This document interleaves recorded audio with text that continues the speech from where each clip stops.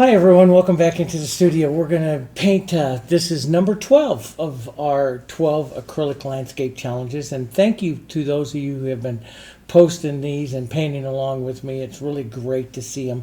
One good reason why I do so enjoy doing it, to seeing yours and watching yours, and I do help.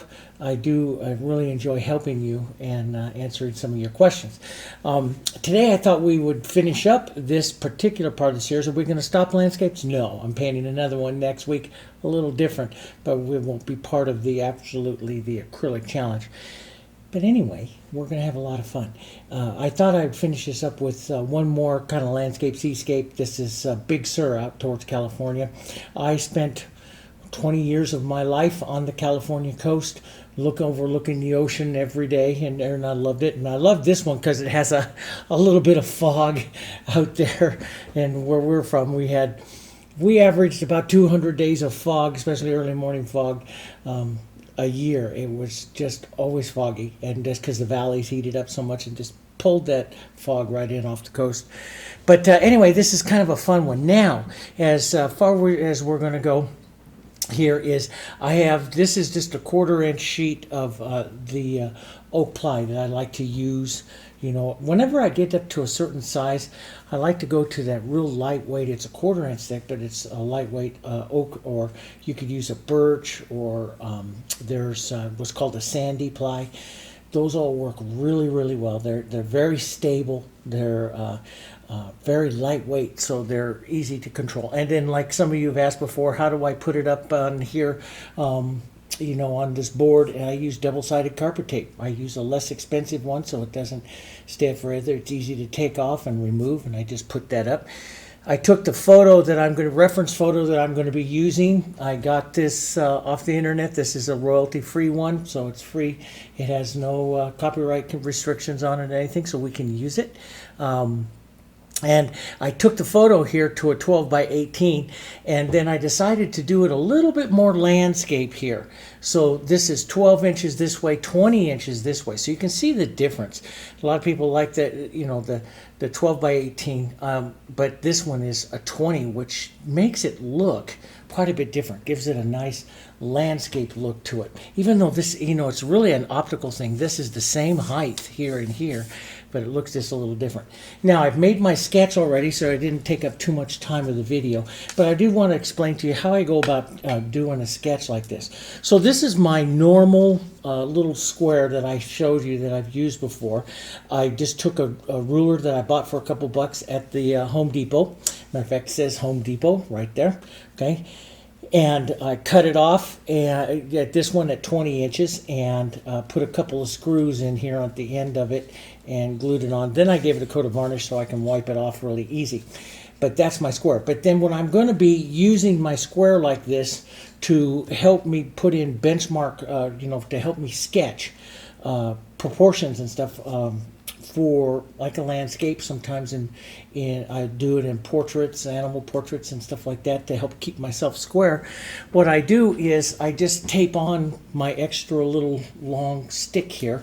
I just tape it on, and so what I do is, like, for here's the horizon line, so I put the mark right where the horizon line is going to go here, and then I use a big carpenter's pencil and stuff, so I just draw that on. That gives me a nice strong horizontal for the horizon line. I can come up here at any time and see the height of the hill, the height of the mountains there, and I can just put that in there. The height of this other hill here and stuff. So that gives you the reference to this side here. And then if you just take a ruler here, now this is 18, this is 20, so I just add an inch to it. So if I'm coming over here to the point of this horizon, or this rocky point that's right here, it's at 6 inches. I just go 7 inches here, which is what I did. I went 7 inches right there to that rocky point. So that's how I do it, and I just go back and put a few references, and then you only need a few of them. That's the whole thing, is you try to have a few of them. You should get into sketching, and I know everyone always says, and myself included, sketching, how do you do it? How do you get into drawing? It's really nice if you're breaking away and learning how to do this, especially for me that I'm left brain, that you use some of this kind of system here where you can put in some reference points. that just helps you keep straight, nice straight horizons, get your proportions a little closer to what it should be. I'm a real big advocate for doing what the Premier Coup painters did, and what John Singer Sargent always said: preserve the drawing. The drawing is the most important part of the painting, especially since he was a portrait painter, but he was also a landscape painter. But he said he always considered the drawing the most important part of the painting, and it certainly is. When you break a painting like this up into a couple of points, you have the technique, the look, the colors, tones, and the drawing. And so if you can use a reference like this with your rulers and stuff, or if you want to take a piece of clear plastic and take your pattern off and put it on there, that's very important. But you should learn how to draw, because somewhere during that painting you're not going to be able to use that pattern too much anymore. Now when we're going to go paint Watson, the golden retriever, I'm going to do that for you next week. When we paint Watson, I'll show you how to preserve the drawing with the clear plastic acetate, which works really, really well. But I do recommend, now this allows you to paint nice paintings. But you do need to work on your drawing skills, your sketching skills. Those are primary, those are important, and that's something that if you have a few minutes, you should be sitting down working on your sketching. And if you're going to be doing your paintings, try to put in just reference marks, like I put in the point of the little peninsula right here, the rocky point where my horizon line is, and then I sketch from there the angles. Like here I put up another height of that point there, and I know I just have to put a nice angled line in between there and there. That's all you got to do. You just got to come a little bit closer, with your sketches and stuff. You just got to give yourself some reference, what I call benchmarks. Put those benchmarks in, and then start your sketching from there. And that will keep you closer. It's very important that you stay close to that picture, because if something's off, you don't want it to be your drawing. Then you can focus in on your tone or your texture or your technique, okay? So preserve that drawing. All right, so we have that. I have the photo that I have down here. It's a little darker than what I want to paint. I want to liven it up a little bit. And so I put it here. So I'm going to be changing. You know me, I'm going to change it, right? That's just what I do, because I enjoy change. I don't enjoy, I enjoy, like I said to you before, I enjoy photos as references. I don't like that copy mode. And some of you commented on the last couple of videos, yeah, that you feel that same way. Yes. It is very important. Use photos for reference. Don't copy them. There's other artists that will disagree with me, and that's okay. That's what it's all about. You find a way that works for you. What works for me is I don't copy. I just don't copy. I reference. Okay. So I'm going to come in here. I've made my initial sketch here. And I like this water line. And there was something else that I noticed here as I'm looking at this, which I'm going to bring out. Look at the different shade. Now here the sand is completely dry. Here it's still wet, but not dry. Here it is a little bit wet, and here it is very wet with water going over it. And you can see some of the light violets right in there. It's a little hard probably on the cameras and stuff to see here. But boy, if you put this photo up onto a monitor, you can see that very easily. But look at the different changes, and I like that, and I think we're going to do that. And I love the changes of the aquas to the blues in the water, so I want to do that. First off, though, we need to go in. I'm going to use the same palette that I did before. Look at my nice old 3/4 inch. This brush and I have probably been through over 100 paintings together, yeah, at least this year, because I haven't replaced it this year. So I've done over 100 this year so far. And it is just getting nice and worn, a little worn on the edges there from all the scrubbing and stuff. But I love old brushes. I love to paint these with my fusions, but I like them to be old and not perfect. Okay, so that's the brush I'm going to start with, and then I'll use some other smaller fusions along the way. Colors: Hansa yellow, Indian yellow, yellow oxide, naphthol red light, burnt sienna, burnt umber, phthalo green blue, which makes that beautiful ocean color, the phthalo blue, the ultramarine blue, red, violet, black, and white. And I do have out a little extender. I don't use it for blending. I use it to make the color slide a little bit on the surface. And off we go, okay? Off we go. Let's go in. Let's identify. I always have my value scale off to the side here so you can see my horizon line here is between an 8 and a 9, and it's really great because it's foggy. Now, an artist would pick out, we might, because there's violets in them dark hills there, and we want to, we want to be an artist, so we might put a little bit of grade violet along that line, and then into the hills we'll get a nice atmosphere. So what you see here, sometimes we won't paint the color exact, we'll make slight artistic changes to it, and the one color for distance is violet. So let's try something like that. Let's take an ultramarine blue, take a bit of our red violet, we'll take some of our white here, and we'll lighten that up. And you can tell it takes quite a bit of that. We'll lighten that right up to, about a value actually closer to a 9 here. But because it dries down, right? The acrylics dry about one value, 10 to 15%. So about 1.5 values or so, darker or so. So we want to get it up lighter than what it is. So that's right up there, about a 9. It'll dry darker. We might revisit it. I'm going to come in here, and the actual horizon line here blurs just a bit, and I can tell already as you put the color out, it's that law of disproportionate color. As the area of a color increases, the eye's ability to actually see the color increases. And so I can see immediately that I'm going to want to lighten up that horizon line a bit more. But I'm just going to push some of this up into the sky, maybe lightly, just lightly back into my hills. That'll help me give a little bit of atmospherics, especially later on here as we go to paint some of that. So I'll just lightly go through. And sometimes I just do that. I just do a scumbling. That's called a scumbling. It's a lifting of the pressure and a dragging of the brush over the surface, so you get what we call the granulated stroke. That is called scumbling. And sometimes I will thin it with water and put it on. Sometimes I'll just scumble it. And if I want to have lost edges, scumbling is the best. Scumbling is one of the oldest techniques that were done during the golden age of the Dutch, and they did it a lot. But let's lighten that up. Let's get real light here. One thing about living on the coast for 20 years, and right on the coast and the fog and stuff, that was what the color of fog is. Now I'm going to model this up a bit here, like that, get a little bit of movement into that in case I want to put some of the streaks of clouds or sky, the movement of fog and stuff in there. I can do that pretty easy, and it just gives some nice interest here. So yeah, it took a lot more. Sometimes it takes a lot more white than what you think here, and I don't mind that being a little heavy in color. That gives a good look to it. Now let's get our pretty blues up there.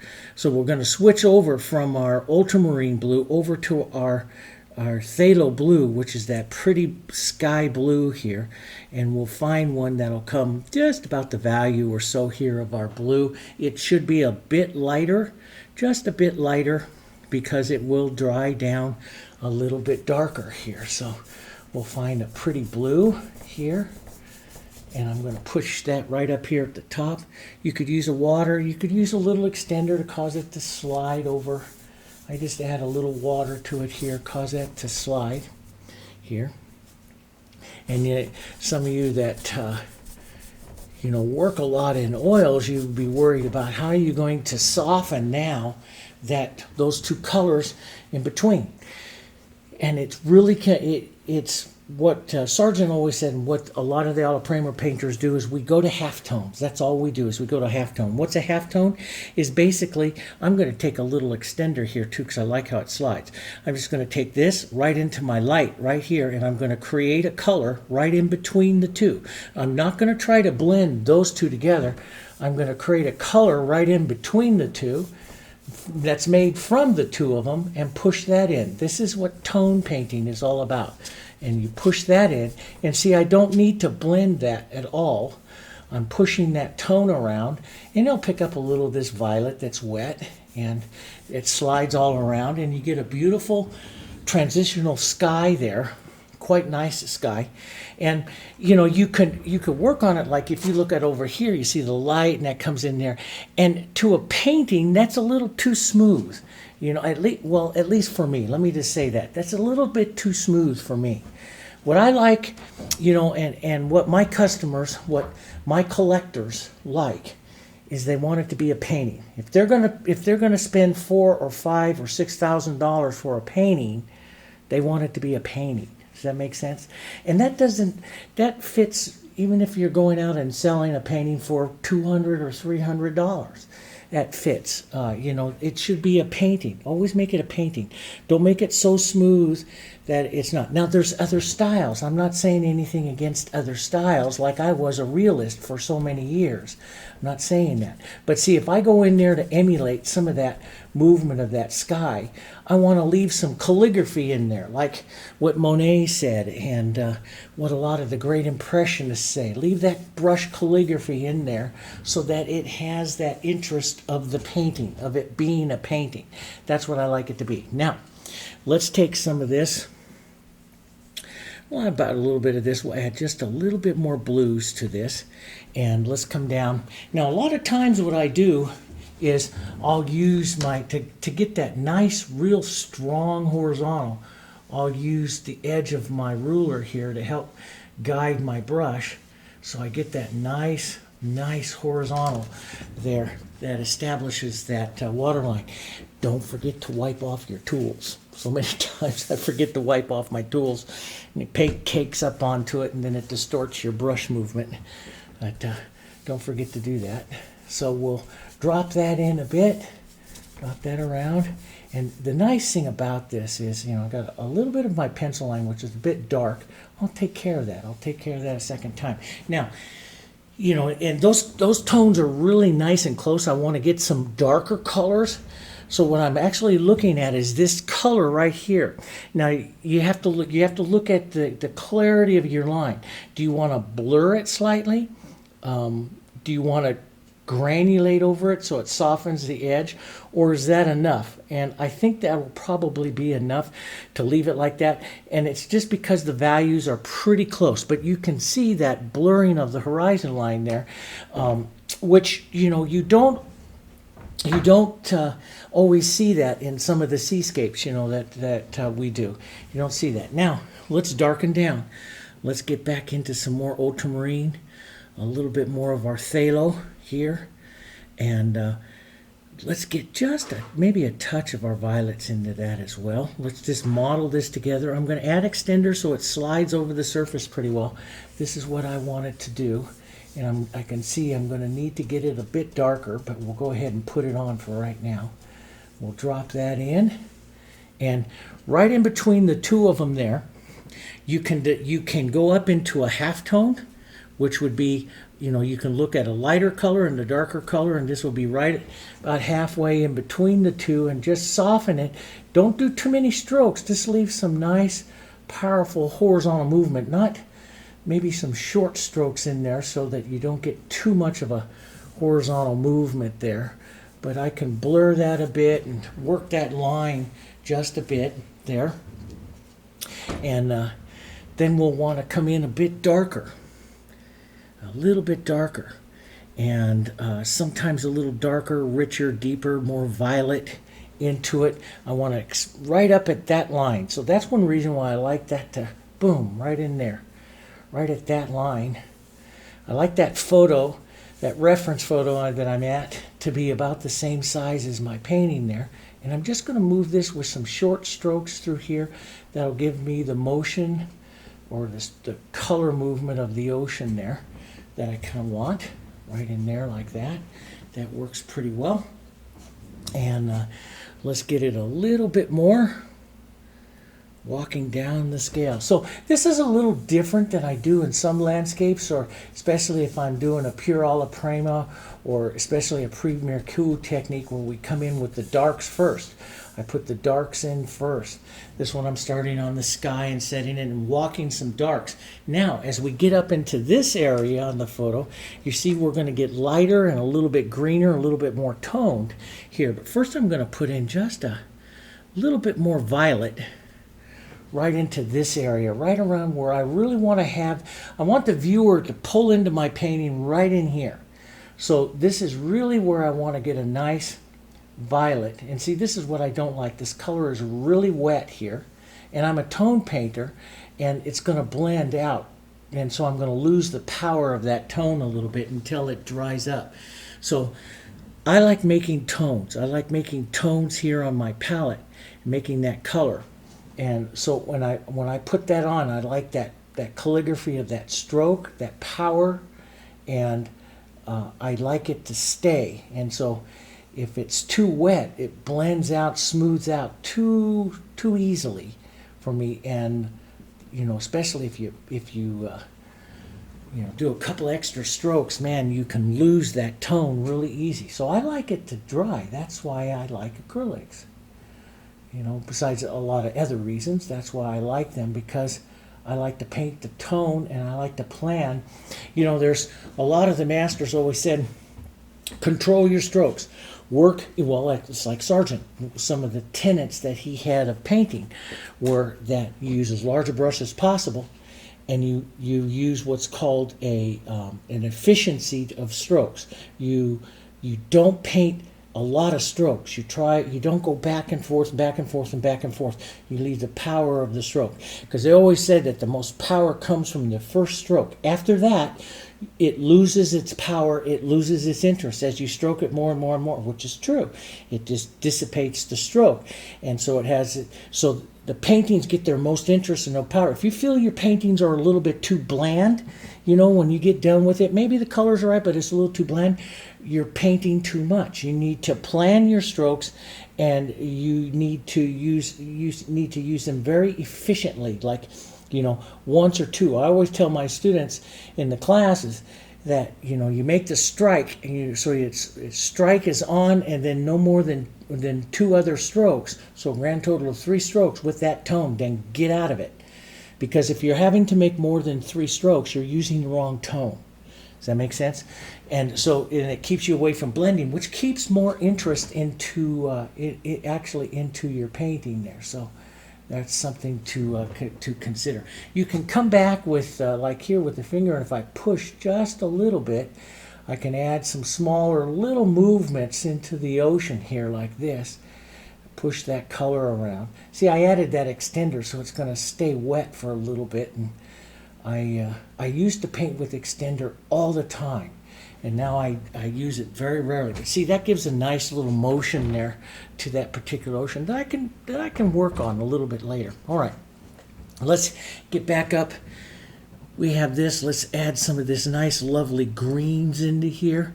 And I like to, when I get the water up to these kinds of colors, I'm going to add just a bit of extender, so you can see, boy, that's the color that's right up in here. This is a real pretty color that's going to go right up here along this shoreline. That phthalo green and some of these other colors. That's just a beautiful tone in there like that. That tone. I want to vary that tone with some more phthalo blue and phthalo green, a little darker and deeper, richer, right in there. Sometimes I'll tone it with some of my, and believe it or not, I'll put in some of my burnt siennas. I'll put whatever you see in the cliffs into the water. Now, if you go get this photo, you have to look real close, but you see right in here, that's a reflection of that cliff into the water. So that's one reason why, and you have to look real close, but that's what we do as artists. We learn how to see. And that reflection of those colors is in there. So if I really wanted to be, precise with my tones, I'd be looking for that. I know that. I know that there's, anytime I'm around water, I'm going to have reflections. It doesn't make a difference if it's the ocean or not. You're going to have the reflections of those tones in there. So and you're going to see them. You know they've got to be there somewhere, right? Somewhere. And up along the other side that's right up over here, so I go to these greens and I start to see violets here. Now it's really hard because, the cameras and what you see is not, always, precise. So but there are violets in there, and I'm going to lighten up just a bit and put a little bit of violet into this right in there. And that's going to go very well for our painting in general. But to see that violet there is what you see. And so when you look at that tone there, see, I don't know if we can get both of these over here. So I'm looking at that particular tone in there. There's violet. Here's your darker blues, your greens, and then there's a bit of violet over there. Now, some of you, it all depends on your monitor or your device that you're watching this on and everything, and what you see there. And every one of us might see it a little different. I'm going to go back to my blue, green, and blue here for a second. Join these two tones up right in here. And so it all depends. We might all see it a little different, but it's there. I see it in there. See it there in the photo, and I know it's going to be there too because of the reflection and the angle of light. And so, I've studied, light and angles and positioning, and how light goes in different spectrums and stuff. And so, I know what I should be looking for in certain situations, lighting situations. So I know that's got to be there. I just got to find it. Sometimes it's not easy to see it. But that's the job of the artist. We take sometimes what is in nature very soft and we express it a little bit more so that we can get some more interest into our paintings. Let's just streak this up just a bit. I don't want it to blend. I just want to streak up a bit and softly change those tones, right in there like that. So you can see we're capturing some of that. Then we got to get that nice light in there. I could carry my dark out, especially since that is, let's take a little phthalo and a little violet here. This is going to be my real interest area. I want to get a nice, and sometimes this is where I change the painting. I will put on a little more contrast than maybe what the reference photo and stuff shows, because I'm painting for interest and contrast, and that's what I'll put in there like that. So that's where I want the viewer to go. So this helps me. This helps me really pull the viewer right into this and set up this interest area right in there, and we'll see how it goes from there. So that'll be good. Let's lighten this way up. Okay, lighten this way up. We might even gray this up a little bit. Add a little bit of what's going to be our beach and our sand colors later on. Bit of the burnt sienna. Let's read some of the tones. See, what I'm reading is through the white. Let me push this up just a bit. Through the white, I've got to look for that other tone that's right up underneath there. And so some of your blue-green ocean here, some burnt sienna here, right in this area here. Let's push that right up by the water line here and pull that through. This will all be covered up by white foam and everything later on, and the white caps and everything, or the wave line there. Okay, let's get down into some burnt sienna, some yellow, and some violet here. Lighten that up and see where we are. A little bit more yellow here. Right in this area. I'm looking for some of the tones that I will find. Now this will dry a little darker, but some of the tones that I will find in my yellow area in the front of my painting, right up here by the water line. That first band right up in through there. And I'll pull that tone back. Try not to stroke it too many times there, Dave. You'll blend it. We don't want to do that. You can push in and out a bit with that. Just in and out. I like to sometimes carry that tone out into the water there. And sorry, you didn't see the whole thing there. Got to get that back over. Let's lighten up again. Get this much lighter, more towards the yellow, just a bit more. And let's put a band of that in. And whether or not you make this completely undulate, like we see in there, we can do that a little later. And it's great if we change the tone a bit. Now I got to rinse my brush because see the blue that's coming out in there. To a certain, for a while I don't mind that because that just gives you the look of water. But we're stepping away from the water here, so I want to get this more of that's a better tone. Better, prettier tone in there. And I might not put the actual undulation in perfectly. I just might leave the tone there change. Let's get this lighter, warm, nice, light, warm. Let's put just a touch of the nice, brilliant yellow, Hansa yellow in there to get that nice light right up here to the front of our beach here. And really light, because it's going to dry down too. Really light right there, and work that a bit. Maybe some brush marks to give the idea of that undulation, and we'll just leave that.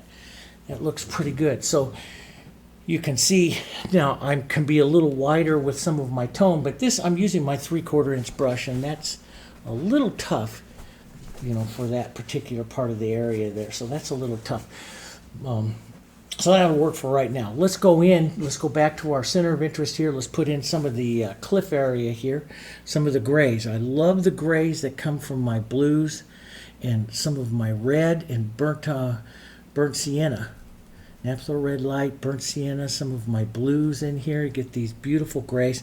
Also your greens and the reds are beautiful grays as well. And we add just a touch of white, and you'll see it's a beautiful gray. This over here is a beautiful gray. Modeling between those two would be nice too. And we'll come right down in here like this. And let's just go to a smaller brush here. And I'll use my 8 flat here. Let's just model some of these grays together here. And let's get some of the bottom parts of our rocks and stuff in here. Now you can, use the black. The black is out here, but use the black to help you darken. Don't use it by black and white by itself because it's too cold. It's too dead. We want to keep that. That's nice colors there. Let's just break that up. Now you could also scrape this with your scraper, and I brought out my scraper here today, so in case we want to do a little bit of that. It's always when I'm scraping I'm having a lot of fun, but I like this because I can move my brush in the different shapes to create the feeling of the different rocky shapes that are going to be there. And so I just move my brush in all different kinds of ways here. Okay, let's take some of that. There's a big shadow part of it up here. Let's take that up a little higher.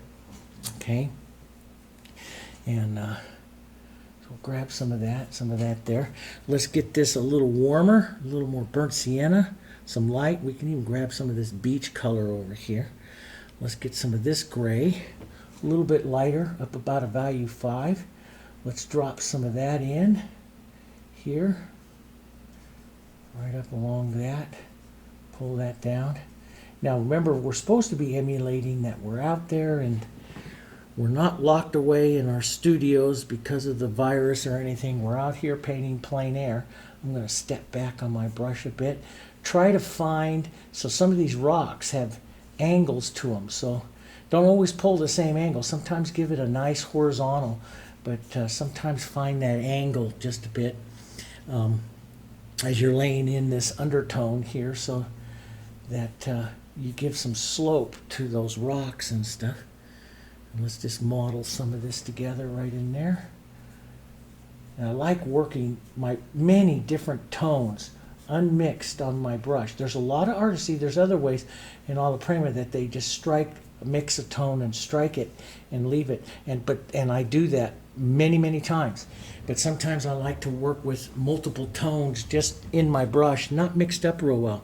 And look at these colors here of the sand. It's going to pick up what's going on in the top part of this rock, especially if we add a little bit more yellow to it here. That'll be perfect. And that's one reason why I love this photo. I like to look at a photo as to where I see some of these tones and, is the lighting working, and where do you might want to put a few of these little things. Just scumble those around in there into those rocky cliffs. Get that. There's a beautiful marking of it. Let's add a touch of blue for atmospherics here. Let's just take some of that, add a touch of blue for atmospherics. There's a beautiful, and I've got it covered up right there, but right over here there's a beautiful mark of a horizontal of a little field over there, and could have just a touch more, and I put it in here with a dark pencil so I didn't lose that. I really want to bring that out with a nice horizontal right across there with some interest, because I feel that just helps flatten out that plane just a bit more. There's another one. I'm going to model some yellow oxide here with some of my greens, maybe a touch of black so I get a different green in that. I love the yellow oxide and black. That's your old kind of sage green kind of colors and stuff that we had here. And let's come right to the top of this. That's just a touch dark. Let's get a bit more of that yellow in there. Set that nice horizontal right there. Let it fracture up a bit like that. Now that could be a bit lighter yet. So what I'm saying, and again, I always put it in too big, right? We all know that. And so it's coming right across there. Do you see that? I find that I pick out these things that I think are really interesting marks, and I kind of, and so we'll draw that in. I love the calligraphy of that, to leave that strong horizontal there like that. I think that'll help the painting quite a bit. Right up behind that is all of these other colors and tree colors and stuff, and we can put some of those in, but let's just model in some of these darks, greens, burnt siennas, a little burnt umber. Model that all on your brush and just get that going here. We'll be very impressionistic with it. That's what I like, is the impression of it. Just drag that around, scumble it a bit, push that around, and let the viewer see what the viewer sees there. Is there trees, or there's all kinds of little stuff going on there. We don't need to answer the questions perfectly. We can just scumble some stuff here, some colors. Your calligraphy makes a difference. Your brush angles, because that says, is it a sloping plane or what it is. But we don't have to be really super precise there. We can just kind of put some of that in here. Let's just drop that in, and again, kind of let yourself go with it. You don't have to. We're not copying it perfectly here. We're emulating it and seeing the colors and splashing them around. These will be bushes and other little things all along the edge of the top of this hill here. Okay, and so we're just trying to capture the movement there of that. Now, there's some other things that are kind of important here. We can go ahead and address a little bit of that right now, taking some of this rock color here. Let's kill that blue with a bit of red. These grays here, a bit more yellow and sienna into that, mostly sienna. Let's lighten that up, model that all on the brush so it's not super mixed, okay? And let's look at the point of that rock that's going to come up right there. We can emulate that just a bit right here like that, and push some of that color, grab some of that color, move it down through some of these other faces here, especially like right down here. We can push some of that into that rock face there. And we'll use a little bit of that over here. The thing is about Alla Prima painter, they'll probably, we repeat these areas hundreds of times, several times, to get the look of all the smaller tones that are going to run inside of that, inside this painting here. So there's a nice angled, let's get a bit more light with that. Nice angled one here. So I kind of pick up the whole thing, and then I start looking a little bit smaller with my eye at some of the tones, some of the areas that I see And you know, I start to small down my vision of each of the little tones that I'm looking at and seeing here as I start to adjust a bit here. And see, you got a nice look there. Don't go blending that out. That's a nice streaky little look there on that rock. And I might use the corner of my brush with some more light and some of that, just the corner of it here, and tap and roll and push around here to give it the look of some of those other rocks on that rocky point there. And a few other little points and stuff here as you do that. All kinds of ways. You could use a little bristle brush to do that. That's for you to do. I love the fusions. They're soft, and you know, they bend to my movement really easy, but they also, because they're soft, they push out, they distort out, and that's what I'm looking for. So my strokes never appear stiff.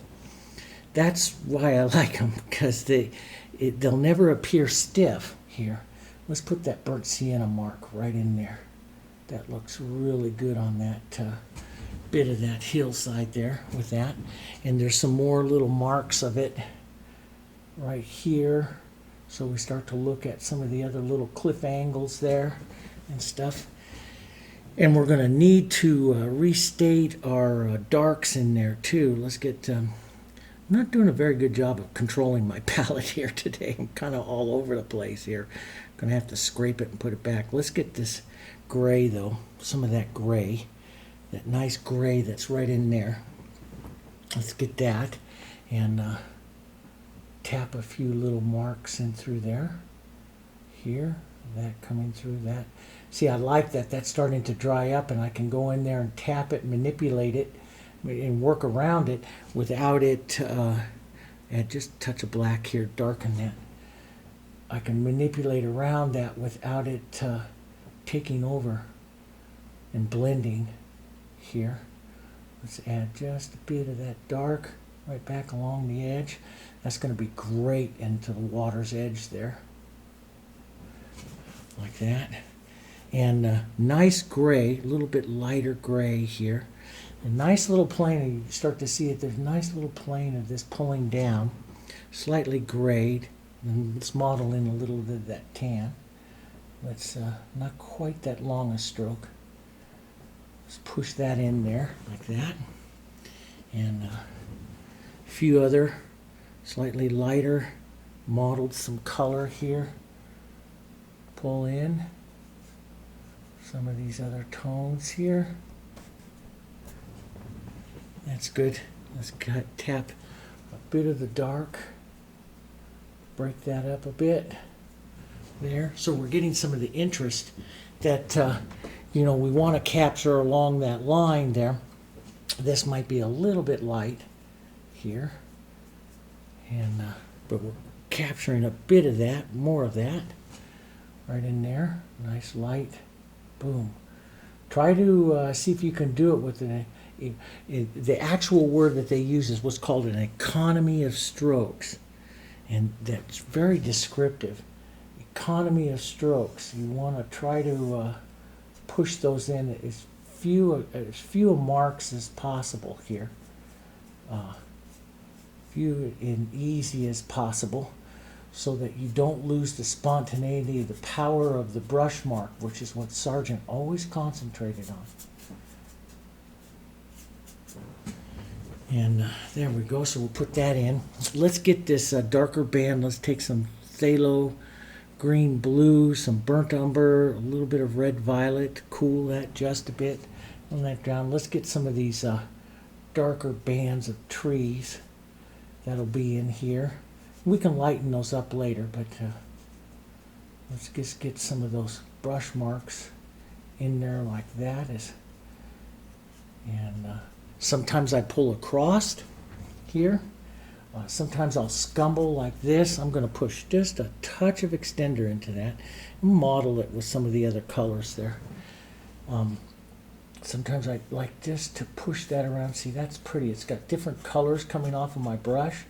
So I'll push and model those in different ways and just start the impression of those lines of trees and stuff that are going to be around there. Here, let's switch from burnt umber to burnt sienna. Change your tone a little bit. It'll warm it a bit more, lighten it a bit. Burnt sienna is a wonderful color to push in towards your shadows when you feel that they are a little too cool, a little too stark or so into the painting. Burnt sienna is just a perfect tone to go in there with. So some of those are a little too cool, a little stark. Let's take a little burnt sienna, some of my yellows and stuff, and see, we'll just push into those just a bit with some of that color. Now we'll come back with some of that again, just right through, and that gives you a nice variation of your tones in there, right in there like that. Again, you're painting impressionism. Don't try to go in there and paint it perfect. Let's thin this out. Okay, thin this all out here. This is a pretty tone, little bit of burnt sienna into that, into your greens, yellows, little blues, some of our nice ocean color, but just slightly different. And let's look at that. That is real close. I could go a little bit lighter because you always got to think it's going to dry just a touch darker. So let's work that down. We'll drop that right down into some of those trees. That'll be that hillside coming in right in there. And no, those trees aren't done. That's just an idea. We're blocking in to get rid of some of our, so we can get rid of some of our pattern and basically the, more than anything else, the canvas. Get rid of all the holidays of the canvas. Let's add some more violets to that and push just a bit of that violet into that as well. That gives you a nice, see, and a good impressionist painter would leave that like that, and I really do want to just leave that. And the problem is I don't always, like, just go back in there and play with it some more, and I shouldn't. Let's thin that with a little water.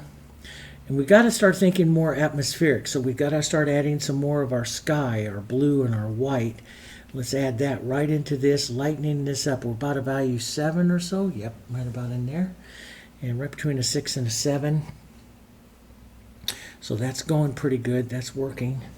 And let's get this other hill in here. Now it's got to go just a touch lighter. And I want a bit more violet in it. And as I step further back like this is where I really like to get back by the sky. And I really like to get the violets into it. And you as an artist, you'll have certain likes and dislikes, and mostly you try to put those away because you're supposed to be painting a painting, especially if you're painting a commission painting for someone. But you'll have certain likes and dislikes, but there's certain things that you'd like to do to make atmosphere. And the atmosphere, of course, is, I'm always going to, as I go further back, I'm just taking the color, lightening it.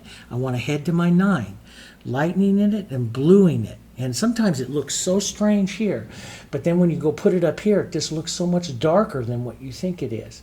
And that's because you're putting it into position here, and it's going up against that nice light sky, and that's what we're working up against. So we've got to set these hills back there, and I could have a touch more violet into that, which is what I'll do. But I'm going to go a little bit lighter and a little more blue, and I'm going to change the hill, that back hill color that I see in this painting. I'm going to change it a bit to put in the atmosphere that I like to paint into my paintings that I'm kind of known for here. Setting that back just a bit more there like that. So it's getting that atmosphere back there. Now, let's go up here. I'm going to head into my violets and my blues, and I'm going to watch my color right here up against what I just did there, because I'm going to use that for this little hill right here to put it right in front of it here. So what I really want to do is come in. You can see you can really see it if I move it over a bit. But you can see on that hill, it's quite a bit darker. There's quite a bit of a darkness there between those two. And so I'm going to come up just a touch lighter, maybe a bit of extender in that so it slides just a touch. And I'm going to restate that just a bit. That's that little hill right there, and I can push it a bit to, you see a push will let some of that light come through, and you can instantly create. And sometimes that's what I do. The light source is up from the front. It's coming from this way. So sometimes I'll just create it just by pushing the lighter color of the canvas back out through, especially if I'm way out in the distance. I'll use that kind of technique to push like that, and it creates an instantaneous quick light source. Always remember that. You can always use the lightness of your canvas, thing. And I base coated this with white. I'm sorry I didn't say that. A lot of times, we put in, take some of that color, push that into the hills there, into the shadows. There are the hills. And let's take some of that color, lighten that, use just the corner of our brush, and you'll see up there, the distortion edges of some trees and stuff like that. It's a little soon for details, but sometimes if I'm working in this area and I don't know if I'm going to come back into this area or not, I'll just go ahead and do it. So I'll just push in some of those little areas of the trees and stuff there. Let's darken that, come forward here, and push some of those right up in here too as well. So we'll have some of those up on the edge of this hill there, like that. Streak that through there. And so we'll capture the edge of that. That's kind of a, it's kind of a severe edge into the photo that I just might blur off here just a bit and not make it quite as important, because I gotta watch it up against my interest point here, and I'll know more as soon as I start setting some of the waves and stuff in there. But let's thin that color out just a bit. We can give some strokes angled back this way to make it look like the little hills and the cuts and the shadowing that we see in our reference there. Let's put a bit slightly lighter, but a bit of them back this way, and some of this one there. Little marks will help you create some of the little slopes and little valleys here, so that it's not just running all one way here. And the only reason why I use an extender like this is to make the color slide really easy over the surface. I do like that, but I do realize it's going to make it wet, so I'm going to have to let it dry up just a touch. Get rid of all your little holidays. Push that color around a bit there. But that helps you get visually some different looks. And let's put a bit of light and come back right up next to the edge of those trees and pull down just a touch. That embeds the trees into the hillside there. Let's take a bit of that light. Now sometimes if it starts to get real sticky, the extender right here won't pick it up. You'll have to go to your solvent, which is water, and watch what happens, how quick. See how quick that picks it up? So the difference is if it starts to get sticky and doesn't move anymore, extender won't make it move anymore. Water, you have to go to water. That's your solvent. So we'll just add a touch of that right in there like that. That works. Let's, so I like that yellow that's there. I'm going to go back and restate some, just a bit lighter, more mottled right in there. I like that stroke. I like that broken, contrasting kind of a mark right in there of that bit of that thing in it. So you can see that right over there. So, I've brought it up just a touch more. It's going to dry down. And I just like this, so I'm using the chisel of the brush flat, push flat. So I have really not a lot of control on it. The brush is going to give me the look. And I'm just going to accept it at that. And that's why I like that. It just gives you a nice look. That fusion just gives you a nice look like that. I'm going to take some of that light, model a little bit of the sienna, and restate that one right up here. Push back those trees just a bit. This is the impressionism of the stroke that I just love in the paintings here. And where you just leave that in there like that, and those edges and stuff, and it'll look like trees and stuff. That's why you need those strong horizontals and verticals and some of these little angled strokes here. They add so much. Sometimes I'll take if I want to preserve that look, I'm going to take some of this that's starting to tighten up a little bit just on the edge of the knife here and work just little touches of that, you know, through like that to push some of those colors in there on the knife, on the edge. And then if I put on too much, which is what I just did, which is fine, that's what we do, right? I always know that about myself. I like to paint too much and take it back out. I'll take a different tone and I'll just use like the corner of my brush and come back in there and tap out, and that's giving me more interest right here in this area of the painting where I want the viewer to come in anyway. See? And let's pull, don't always pull back that way. Pull some back the other way, because you know you have hills and little angles that run back the other way as well. And this helps you with that. Find some of those. Find some of those other trees and stuff going on here. Put the marks. There's some nice burnt sienna in there. Let's get a bit more of our phthalo green blue in there. Right up in here. Let's get some of that here. Just good. Just try to capture the impressions of the movement and the color, and you know, the viewer's eye will do the rest. We'll start to see little, you know, golden fields of summer and all that kind of stuff going on there. We'll I'm going to take a bit of this mottled burnt sienna, burnt umber, and yellow, and pull some. And I might do that. This might be a bit dangerous, but what the heck, with my knife, because that gives you a little bit more modeling right in there, and that looks kind of good there. We'll tap around, and that just makes like little cliffs and other little things, you know, the viewer's just gonna see. Let's put a few of those yellows up in there, maybe a bit of that right back in here, something else going on back there, little bits of color. That's what's gonna, and as long as it's not too distracting, those little bits of color just add so much into your painting there, see? Don't be afraid to touch them in there as long as they're a little different and they're not too distracting.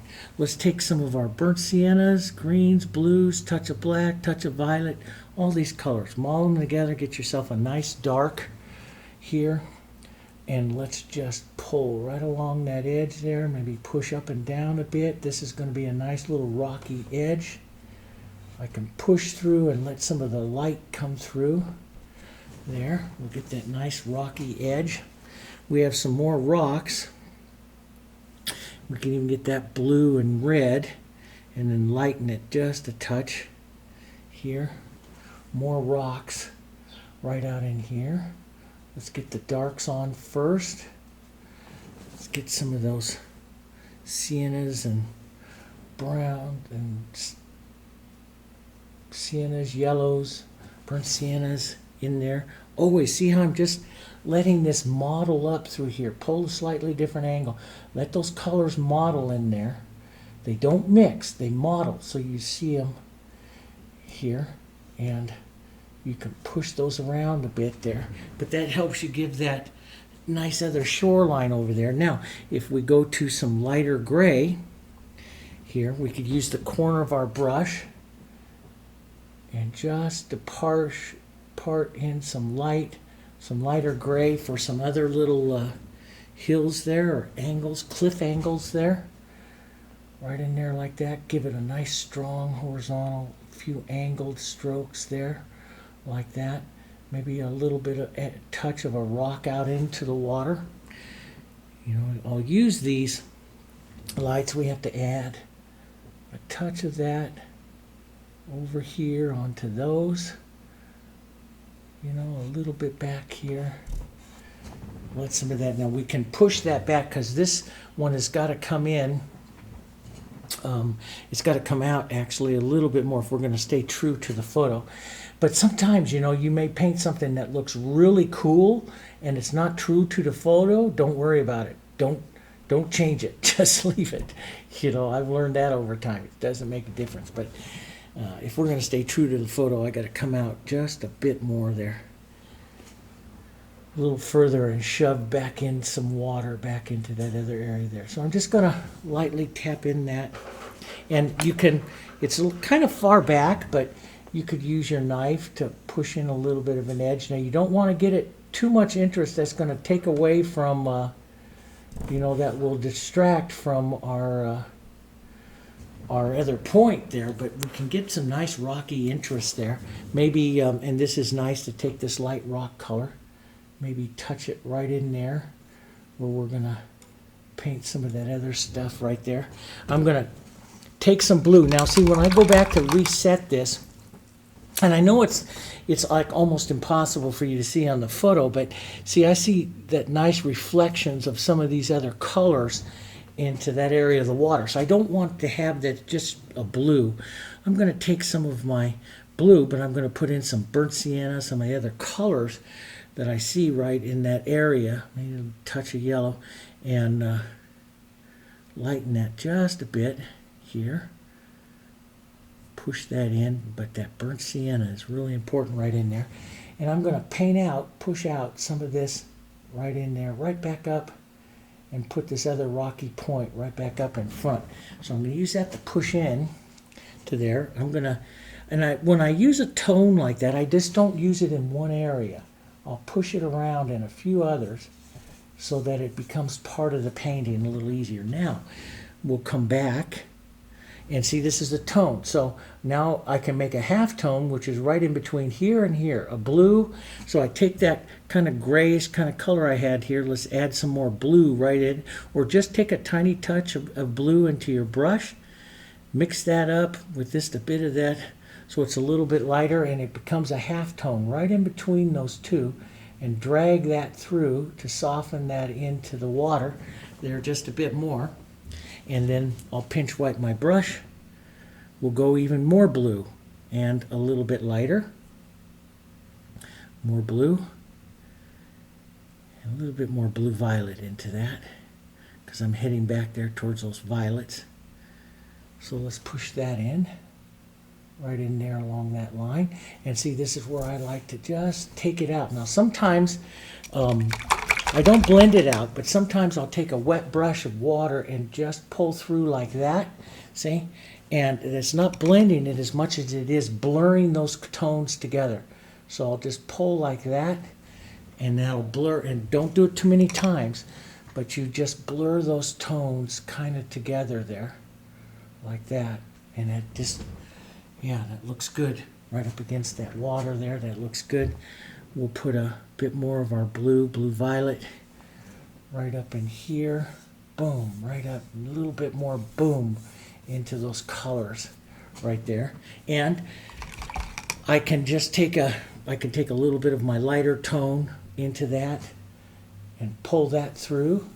See, just boom. So pull that through there, leave some of that so you get some nice interest to those tones. It leaves you some nice colors for your rocks and stuff that we're going to be able to splash water up on. Let's take some blue and some black here. Let's put some of that dark, little burnt umber. Push that right into those little rocks, into that area. Let's lighten that all up. Grab some of these burnt siennas, these other tones we had there. We'll touch those into those rocks. That's going to be right there. Up and down, use just the corner of your brush. You can push angles in with your finger if you want there. And they look a little stuck on, like they're just kind of glued on there right now. And that's okay. We'll put it in with the waves. But I do want a little burnt sienna, black, a little violet, some blue. Do want to pull in, let's see, there's a nice dark, expressed dark there, kind of a vertical, and then some angled marks back here on that rock. And again, I'm not going to emulate the rock perfectly. I try to just capture some of the main points of it. A little bit of light here, bit of a light mark there. I like to use just a corner of this 8. I'm really enjoying that for the majority of this painting, just painting with those edges like that. Let's take a bit of that dark I have a holiday right there, so let's get that. I like this dark. I actually like what I like to do is, and I'm going to take just a bit of water with this. I like these darks to get down into the water a bit of where I want to put the white waves, down a bit, undulate it so you don't have a straight line, and just pull this out. You can even use some water, maybe a little more blue, really thin, really, really thin.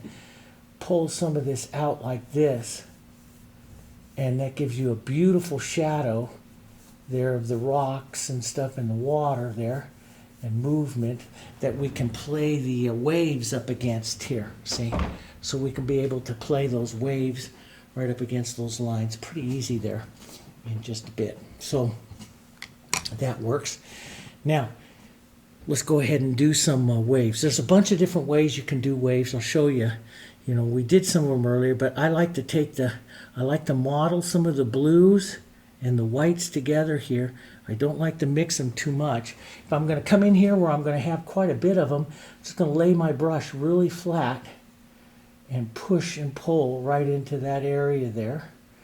And let's just push right along the edge of that water there, or that rock, okay?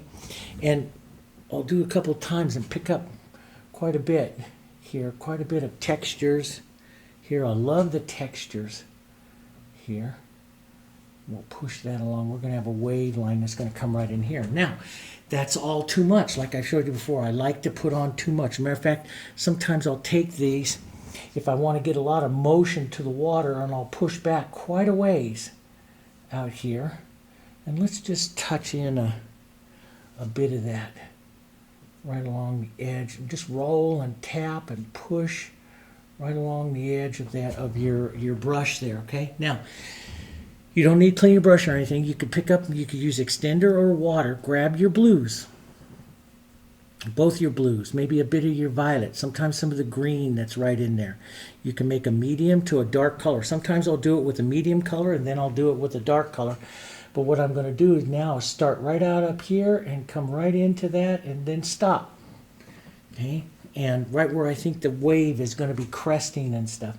So I'll push in a little bit and stop. Wipe your brush, redress it. Don't do it too many times, because you're picking up light and you'll drag it right back here again. See, so you want to each time wipe your brush or redress it before you go do that. And so I'll push in and out of here, and sometimes I will push in and let white pick up on my brush. See the white that picked up on my brush? See, you can see that. So I know white is there, and I know it will push in another line of waves. But I realize that, so I use my brush really, really light. I know I've picked up white. Now white is on my brush, and I have to be a little careful with it. But it's best to have the control of just the darks here, or the mediums that I'm using now, and then I'll push in some darks in just a minute. So, but I know white's on my brush right now, see? I can turn my brush over and have the dark again, and then come back to the white to soften just a bit there, to leave some of that movement right along the edge there. Thing is, I know what is on my brush and where it is on my brush. I'm going to restate some of the lights right along through there. Just roll and push that brush here.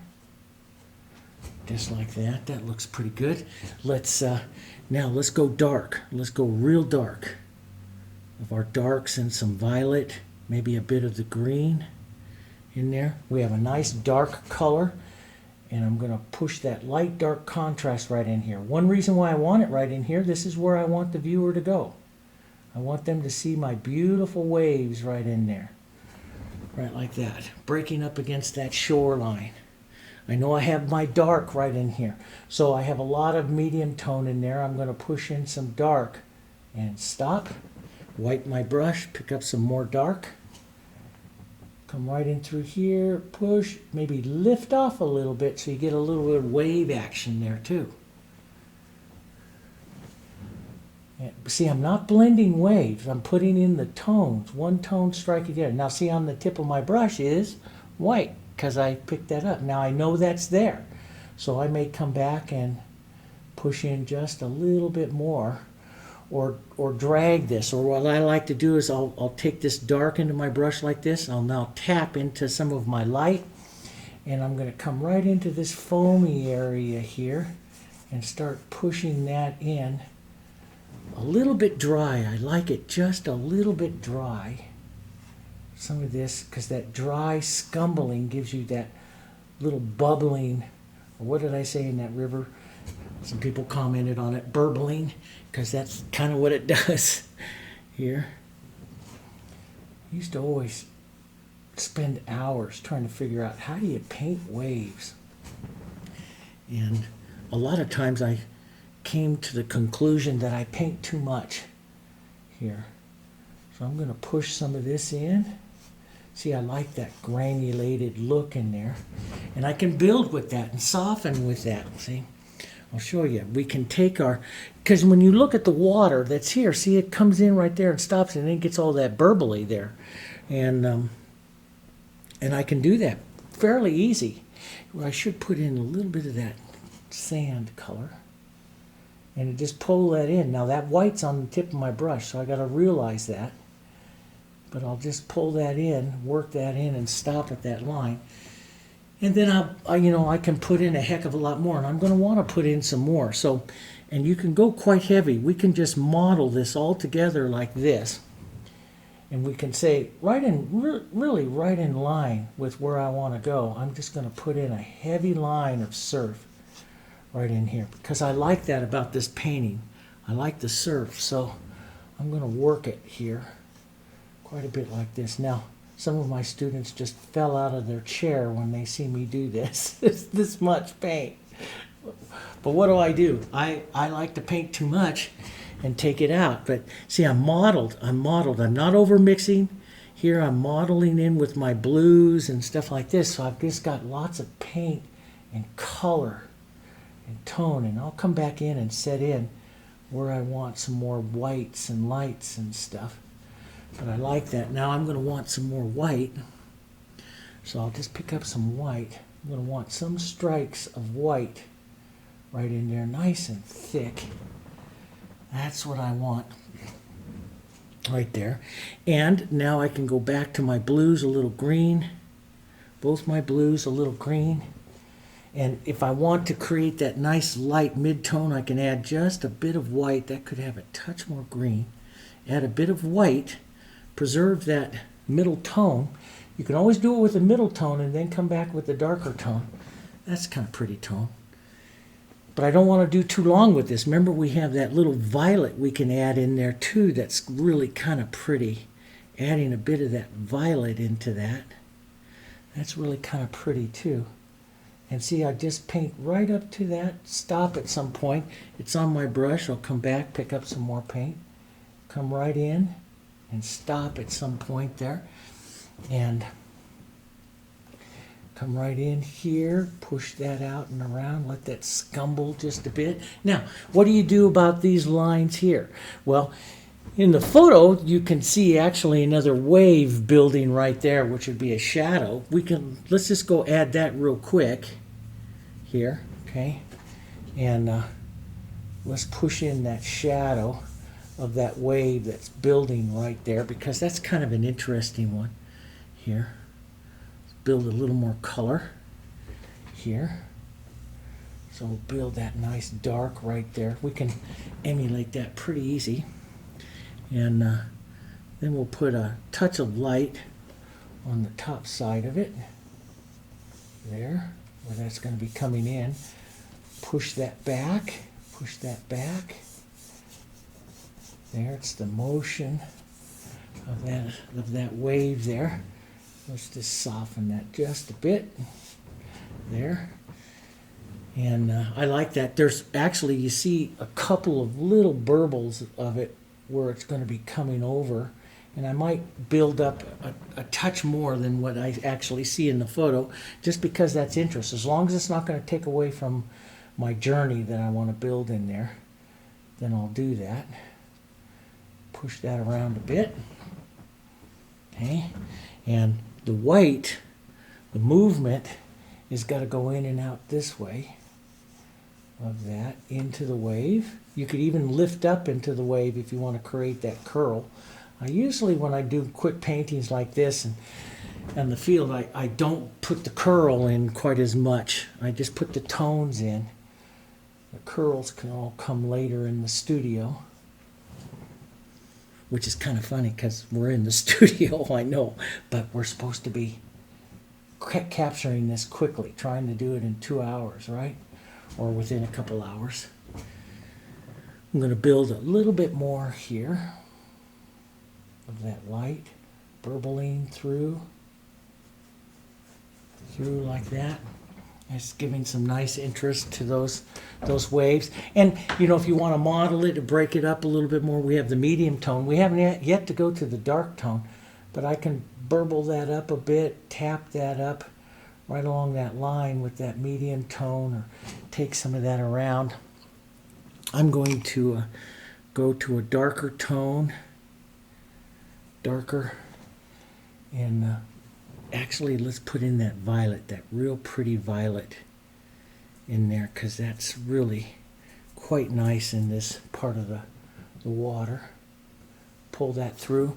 Remember, you pick up white, so you got to pull that through here. Sometimes I'll push that. Now, at any time, there's a couple ways to soften it, okay? So I can leave it very much the mark, the brush mark, which adds, and you know, okay, so, wow, look at it there we're stepping back. That's the point. When you step back, now that camera, like those of you who follow me on the entire challenge, that's 8 feet back. So that camera's optically blending this painting. So at what viewpoint do you leave that? So do you leave that brush mark? And you know, when you look up real close at something like that, man, it's different. Let's zoom this camera in, guys. And so let's put this up so you can see that brush mark. Really what my brush marks are up real close there, you can see. And so I can leave that because when you step back, there, see, you don't see that. You see that movement. Now, see, this is the problem, is we paint up real close like this when we're looking, and you're going to want to come in there and blend. But when you go back to there like that, it's blending because it's optics. It's stepped back. Now, if you want to soften it, you can just take your clean brush with a little bit of water in it and just pull through and into the motion of where that wave is, and see how I'm pulling through and adding and softening. Do not blend it. Don't do it too many times. But see, this is a nice thing. This is dry, right? And this is the nice thing about the Heritage. It'll stay wet. You can do this for a few hours. They'll take the water here, and I'm just going to pull right through it. Let the first time just kind of moisturize it, and the second time we'll start to move it, and it'll start to move it, and you can slowly see it start to move and soften out. See that right through there like that? That's what that is designed to do, and that can give you, let's pick up a little more water, and that can give you, oh, see how it's softening it out? That can slowly push through like that, and you can blend it. Now, when you do that, you take away a little bit of your optics there. So it's kind of like, what's going to be, how far are you going to be when you view this? So I like a little bit of burbly, so I can wipe my brush. I can use water just like this as its solvent and pull in and dig out. I can push real hard with diffusion like that and dig out some of that and push that. And so I do what I call blurring the tones together, but I'm not blending the tones together. See, there's a difference. Now that's going to look just like oils, like somebody painted in oils. If I want to give more of the beach movement here, I can pull right along that beach movement here with a few of my tones. But I don't like to do that too many times because I'm actually softening it a little bit more than I want. What I really like is to come in here and just drag this and create that burbling of the water, especially right up here in the front. So there's a couple of ways, and it's your painting. You decide the techniques and stuff that you want to do. But you know, the acrylics, like the Heritage here, we can do a lot of really, really great things, you know, with them. Let's step that back again. We can do a lot of really great things with them. So right in that area where I really softened, I might want to add a little more burbly water right in there and create that that look. I might want to create the mid-tone of the blues and the stuff coming right along the edge of that water line in here. So I push that around like that. Let some of that sand color come in there still. See? Now, see, it won't mix up and you don't want it to. It won't mix up and cover up and blend into that sand color because the sand is dry. Now, how do you soften it out? Simple. Really, really simple. Just take some water into your brush while you have that and just pull in the direction of the wave. Set it and work it a couple of times. And sometimes you that are in real dry areas, you might have to set it and you might have to blur it lightly there, push a little harder with like your finger. See how I do that? And that sets that up because the paint starts to set up, but the paint is not totally cured, so you can manipulate it and move it around like that and get some of those different looks, you know, to your waves. Or you can do like I like to do as a tone painter, and I like to come back in here now. See, this has been dried, what? It's been dried over an hour since we had, and I'll still reconstitute that back up here on my glass palette, see? Reconstituting it back up here, and I can use some of that tone back into that. That's how I like to paint, because I'm a tone painter. But you could also, you can come back and pull some of those other tones through, or I'll put both of them in there and just push a little bit so I get a magical movement of my tones in my water there. And I like that. I like that look. Let's put a bit of that right out in here and just push a bit here. Push those tones together there like that. So the Impressionist would leave a lot of that, you know, but you can put in and work the waves as much as you want, you know, and you know, definitely on a you know, plein air painting or something like this, I wouldn't do it that much, but you know, you might want to take this painting a little further. Let's just draw the edge. We can draw the edge of the water and pull right out to that, right out in there, splash around a little bit there. So it's splashing around and moving a little bit. Let's take a bit of our tan color from our beach earlier, push that in. So we get a little bit of transparency. Sometimes I'll leave those light little edges there, all depends. Sometimes I'll paint them out. The water edge on this is really quite light, quite heavy. And you have to decide if you're going to do that or not. You know, I just pick up a corner of it and we'll just draw that right around. Push that around here. It's up to you how much you want to do, how much you want to pull through and do that. You can put those edges in, and some people put little shadows you know, underneath the water. Now I definitely, you know, under the edge, if the water is quite high and stuff and burbling in, yes, you put a little shadow there. But if it's very low and shallow and running, you don't put a shadow there.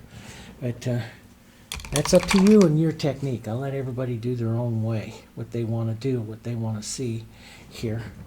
I'm a technique guy. I like the technique. Now there's a couple of smaller little rocks and stuff that are going to be right out through here. I do like to add little marks like that. They break up, especially some of the visual plane, especially if we're going to, this is going to be our center of interest area right up in through here. So, you know, I may want to bring up a bit more on this rock here. Let's put a bit of that tan beach color into that here, right there like that. Let's not make that a pointed little teepee there. Let's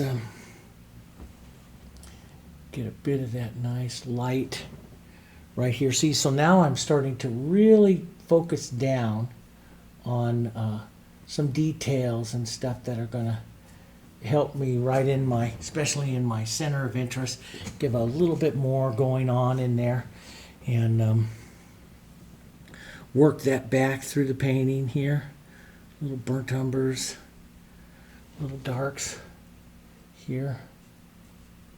It's a little too black. Let's get some reds into that. A little burnt sienna too. Love that burnt sienna in these. pull that back there. That's kind of neat. Leaves that little rocky edge there.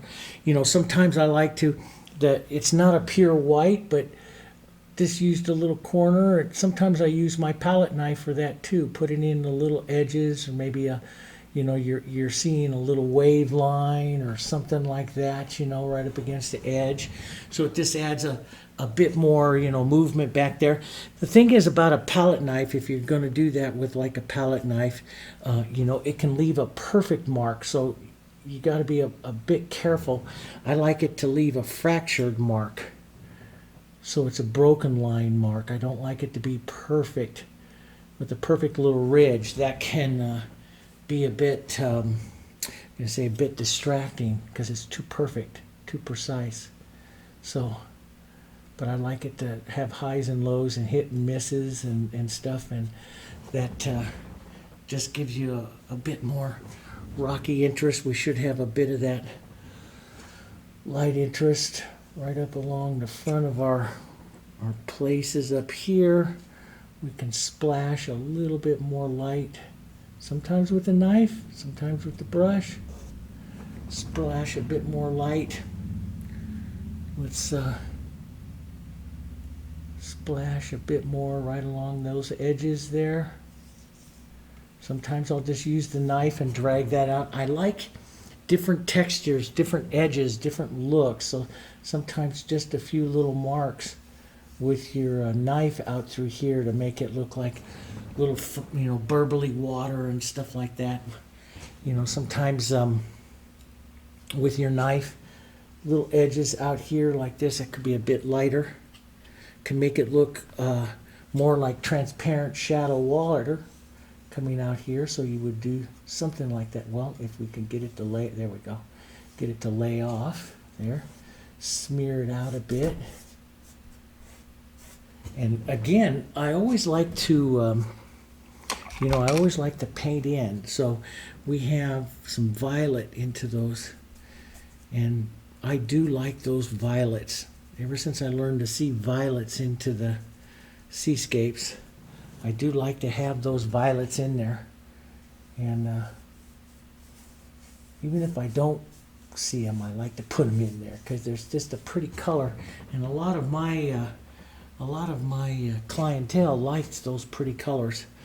Up to the front here, let's just grab some of this. Let's push some of this together, model this. Take a look, some yellows, some of this. Let's get some of these blues, some of these colors. Let's just model these together. Let's get, this is perfect for that scraper too, by the way, which I just happen to have my handy dandy Red Devil that I bought that last time, which I really like. Here, let's just tap. Now see all this nice movement here. Try not to mix it up super well. Let's just streak that on there. Here, push this other little rocky face in right there. That's pretty good. Sometimes, now this is a good thing to do. We'll take this, and this, if you're a scraper painter, which, you know, hopefully you give this a try, it's fun. You would scrape this on here like this, and then you get into the habit of coming back and touching those colors into other little places of your painting. That's where it's going to give like ultimate contrast and stuff. Now, it doesn't have to stay in at that much, and that's, you know me, I like to paint too much, right? So I don't leave it like that, but I put it in, and then, because it carries that tone and that color back there, and it's the little marks. That's what you're looking for. It's those little marks, see? It's those little marks of tone and breaking up and fracturing of the tone that you're looking for here. Let's just grab some of that right here and pull that down. Pull that down. See, it just fractures up that, and it makes it look more like rocks and rock faces there, see? Now you can, but see, after I scrape it, you know, and push some of that stuff in, then what I do is I usually manipulate it with my brush. So I'll come back in, that's a little light back there where I just put that in. So I'll use a little burnt sienna and a little bit of yellow oxide, and I'll go back in and push paint out just a touch. Now see, it just adds a touch more interest to that angled plane back there, and I've painted it into position. So that's the beautiful thing about painting too much and then painting it into position with some of the tones. Now, let's grab burnt sienna, burnt umber, a bit of our green. Those are beautiful tones. Let's just grab some of that angled, nice dark. This will make this visually. You can see this is the one part that I start to not like when I start getting those colors really wet, is that they manipulate, they blend together really easy. So I end up having to tap and stuff like that. So I don't want to get, them work them too many times where they blend. So you have to control it. That's why I like it. A lot of times I'll do this about halfway through the painting and let it tack up a bit so I can come back through and manipulate it. It's harder when you're so thick paint and it's so wet. It's harder to get these edges and stuff up there. But see, we got all of this nice stuff right up here in the front, and we want to kind of emulate it a bit here. And we can just put in a few little angles on this rock. Let's get a little burnt umber, a little green here. Let's push in some angles back here. Let that part of the rock come forward. And we'll push this in right there so we get some angles there. Let's, and I start finding other little things, like maybe I want a little more burnt sienna kind of tone right in there on that sandy beach right there, pushing up next to that right in there. That's good. It pushes that beach into the corner. Let's put a stronger touch of a yellow and a violet right in there, just because we can. I like that color. Boy, that's a pretty color. Let's get it a little lighter here. And make that mark of the beach. Find that beach there. Tap that in a bit. Come through. That's pretty. And see if I can lift some of that back off and find that water again. Just, touch that off like that. But that's a beautiful color. Let's put a bit of that in here. So you can, you can sit in there and you can look at this. There'll be little, marks there, little light marks. You can go in and work and find the angles a bit. The problem is, don't do it too much. That, a little bit of that's going to cause this to come nice and forward, which is what we want. Too much of it is going to take away from the depth of our painting. So we got to be a little careful.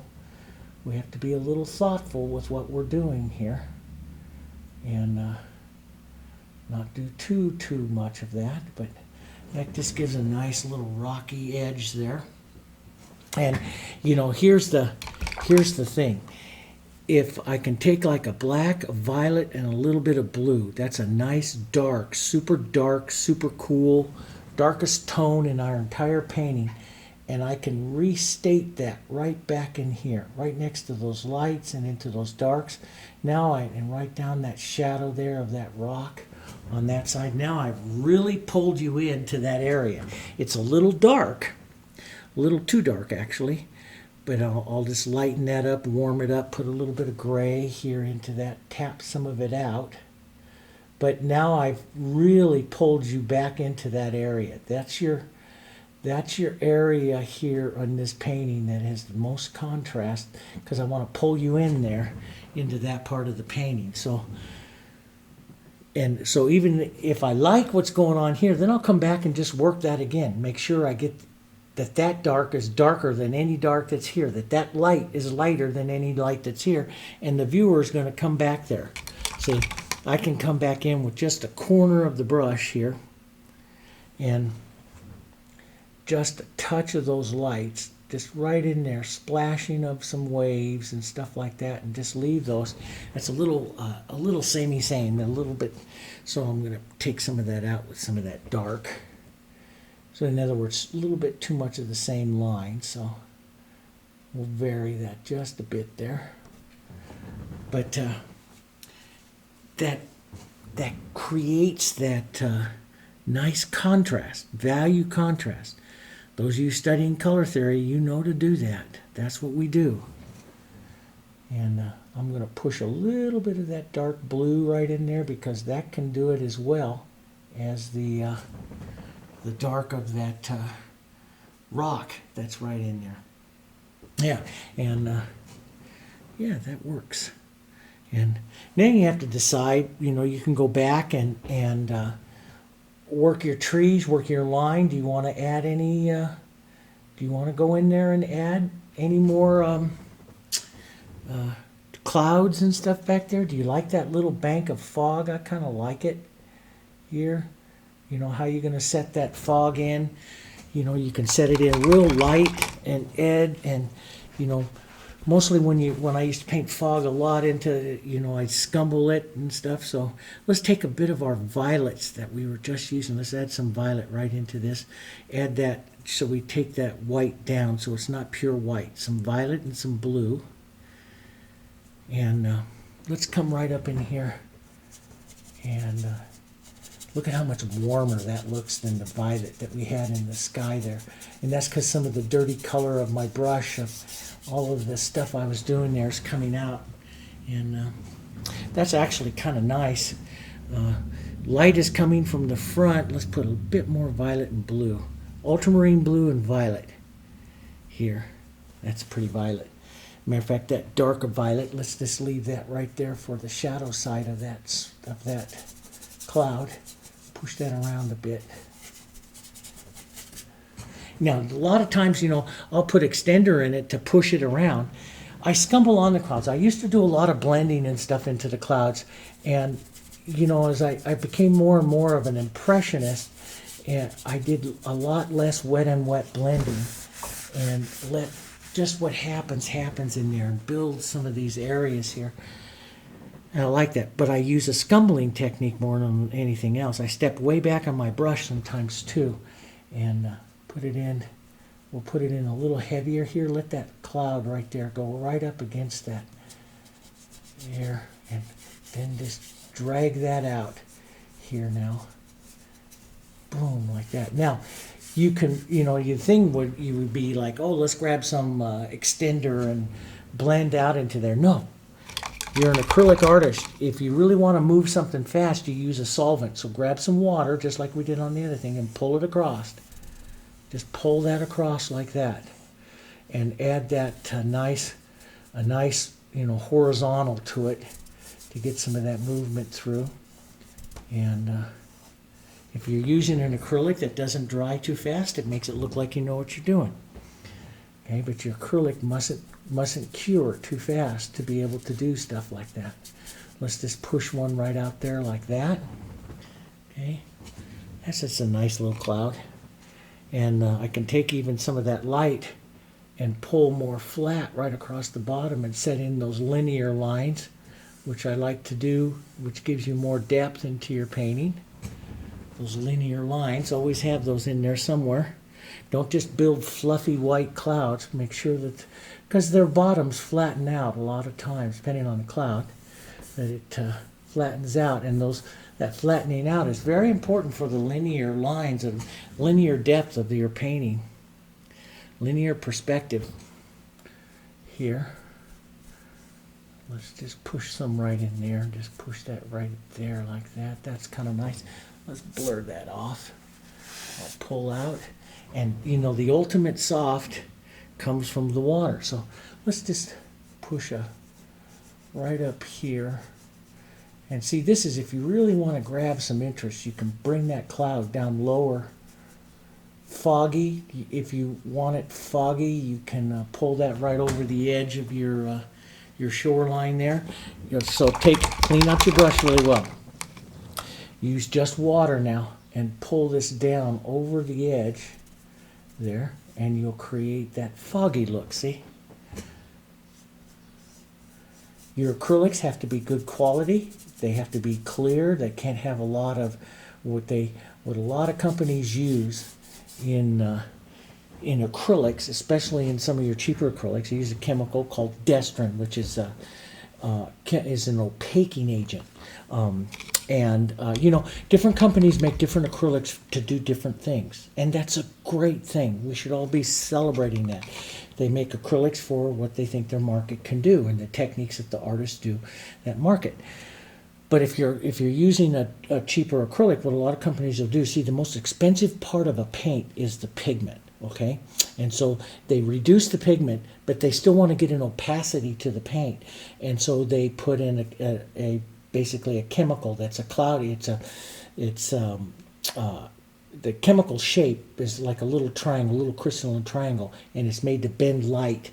So it pushes light out in a different direction. And what happens is that makes the paint color opaque. And so they can use less pigment and opaque the color with these additives. And then what it does is they can lower the price and make it more cost effective to a lot of people. But the problem is that destrin does not work well when you start to thin it out and drag it and do other things. It'll destroy rather than cloud. Does that make sense? And so, it all depends. People always ask me, well, I use this, will it work? Well, I don't know. There's over 100 different acrylic paint companies out there making acrylic paints. I don't know them all. I don't know what they use in their formula. You just have to try it. If you're going to use some of those, you just have to try it. But I'm just going to fuzz that out a bit there. We'll make that a bit of a foggy day. Right in there like that, right over the edge of that hill. So it's coming in, pushing out, maybe a little bit of a foggy right back here. And then I think we're going to call this painting. We'll call this, and you can go back and work on whatever you want, but that's how I would. It makes a fun little painting. So you look at it up there like that at an angle. It's a lot of fun. You go back and work some with water and stuff. But remember, this is a. I didn't add. Why didn't you guys tell me that? I didn't add any light water along the edge of these rocks here. That looks a little off there, without some of that marks of that light rock right in there. Should have just a touch of it. And in the photo, there is a nice thing here. Got to get this in a couple minutes. Some darks and a little bit of gray here. Some smaller little rocks that are right out here in this area. Kind of nice. And you can tap in or use the edge of your knife here with a couple of small lights. Small waves, small lights right there. Just add a bit right in there. Just adds a bit more interest right in there. All kinds of things. This would be another one that would be nice to take up a bit larger and work it a little bit more, I'd undulate maybe a little bit, but I do like this. I do like this movement right in through there like that. Let's center that up so you can see that. Right there. So, if it was a studio painting, I'd come in and work these probably another time. And as you get smaller, you'd come in maybe with some real lights with your knife and just drag in some smaller little lights like that. That these little fracturing marks just add just a little bit more up in there. They show you what happens is your work gets smaller and smaller. Look at those hands. It gets smaller and smaller, and that's the sign of a really good seascape painter, blue hands. You get smaller and smaller and more detailed, and it's a lot of fun. But these are great fun. Look at this. We did it in an hour and just a little over an hour and a half, hour and 40 minutes or so. And great fun for that. Just dropping it into a nice frame, and it looks great. You can atmosphere, if you want this to drop back more, add more blue and white. It drops back all that stuff. But I kind of like that little hill plane against that one there. And I like those strong verticals or angles right in there. Might bring that one out just a touch more, but overall, I think it's a pretty good painting. It's a lot of fun. Thanks for joining me. If you like it, you know what to do. Hit that like button for us, please. That would be great because that helps us with it. YouTube sends us analytics on our videos all the time. So, and if you're not a member of like YouTube and stuff, go join just so you can like our videos. It's great. And they send you notifications when our new videos are coming out. So this will kind of finish up this particular part of this series, but I've got a lot more going on. I'm talking with Deanne. If you haven't visited Deanne's page over there, go over there and like that. She's starting up. She's been painting with me for a long time. Go get Deanne's art studio, Deanne Lee Mealy. She paints a lot. She has beautiful ways of roses, and she works with the heritage, and she's going to show you a lot of tricks and techniques with it. She's a really full of lots of energy, which is really a lot which is really great to be around. I like the high energy painter and really great ideas. So go give that. Those of you that speak Japanese, Tame is starting up. Tame and I have been painting together for a long time. She was a pharmacist that retired to become an artist. And so she gave up her husband's a surgeon, and she gave it all up, and she goes, I want to follow the arts. And she paints absolutely magnificently. I do a lot of team teaching with her over in Japan. I've been to Japan 44 times teaching on teaching engagements and stuff there. So I love Japan and Korea and Taiwan and down through that whole peninsula there. I've been over there tons of times. I've been to Taiwan 18 times teaching at Taichung University there and stuff. So it's been a lot of fun. But give those ladies a look to that. It's a lot of fun. Just keep it fun. Keep it fun. And that fun shows out in your paintings. And don't get into a copy mode. You can see mine is not like the photo. I don't have as much foamy water and stuff like that in there that I have, but I've captured the idea of it. And that's what we want to do. And so when you're painting along with me, just capture the idea of what I did, but let it be yours. And that's what makes it really a lot of fun. Now, also some other questions. Let me just answer a couple of them because I answer them there all the time. Can you sell paintings like this that you do along with me? Yes. We like all of our students and everything that they paint in our classes and everything. We like you to go out there and sell them and make some money with them. Learn from them and make some money with it. That's just like that's what we like to do. We don't allow you to publish them, but we do like you to go out there and sell them, make as many as you want, and have a good time, make some money with it. So you can do that, okay? And other than that, hope you like it, and leave us a little comment. Any kind of question, leave us a little comment. And those of you that watch my videos all the time, we have Watson coming up, the Golden Retriever. We have a glass vase and peonies coming up. So watch for those. We have a lot more stuff coming up beginning middle to end of next week also. But we have the last wildflower to do. We have lots of stuff. We're going to keep going, okay? I'll see you on the next one.